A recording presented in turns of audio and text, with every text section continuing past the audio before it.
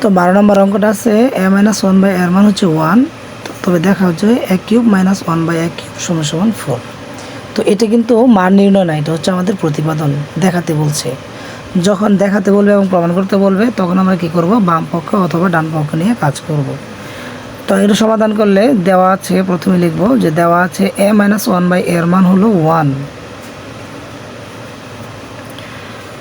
তো সুতরাং লিখতে পারি লেফট হ্যান্ড সাইড, সুতরাং লেফট হ্যান্ড সাইড সমান a cube minus 1 by a cube.